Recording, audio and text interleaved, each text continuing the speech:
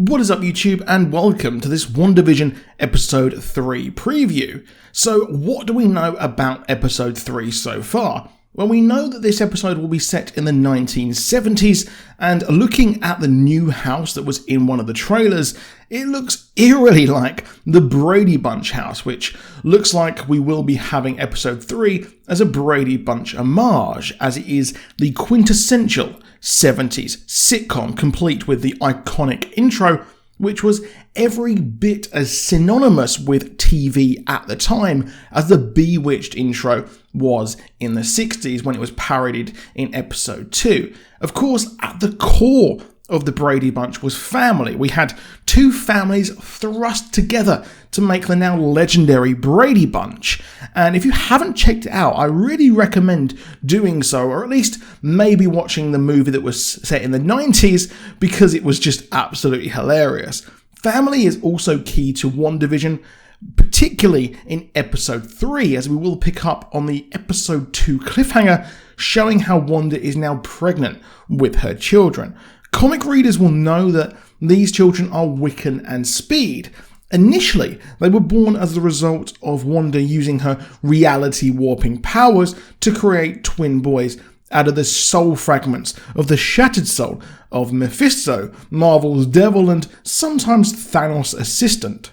The soul fragments were then reabsorbed, except the souls of the children were still in these fragments, which then caused a headache for Mephisto, and later the kids were reborn as the young Avengers we know and love today.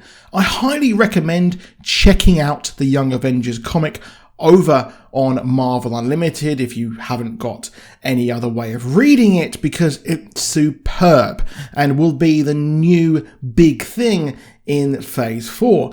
I am expecting a similar origin here, as Mephisto has been hinted at by Agnes, and many believe, including myself, her to be Agatha Harkness, the sometime foe and mentor of Wanda in the comics. In the scenes that we know will be in the episode, we know the kids will be born here and the couple will live the groovy life in the 70s, so we may even properly learn the kids' names, which should be Tommy and Billy.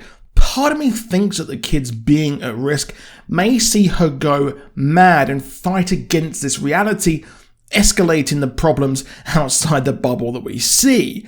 This might be why we see Monica Rambeau, as she seems to be an anomaly to Wanda in this episode, despite meeting her in episode 2, and her actions may seem threatening to the life of Wanda and the ideal life that she's built here in the 70s. And this could be the reason why she was forced out of the bubble and getting yeeted right out of there.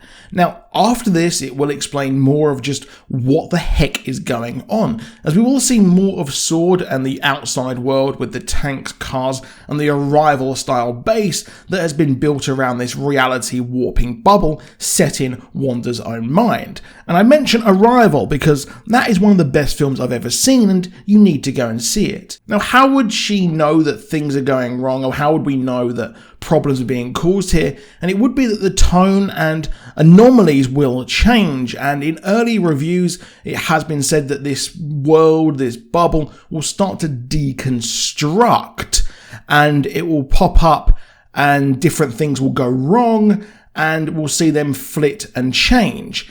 This would be that the tone and anomalies will change and pop up as the warped construct House of M style world starts to collapse and the pair will go on the defensive. In the early reviews it has been said that this will happen, and we will see even more massive Easter eggs as well. And I'm hoping that we get to see some more in the really cool adverts, and I hope that we get to see some more of the outside world. However, we see Agnes turning more and more into a witch, and it does seem like they are going back to her early roots in the comics, where after a life of being a witch in New Salem, she was the governess for Franklin Richards, yes, the son of the Fantastic Four leader, Reed Richards. So she will become more of a mentor than she already has, and is clearly developing Wanda to possibly steal her children due to the immense power her offspring would wield.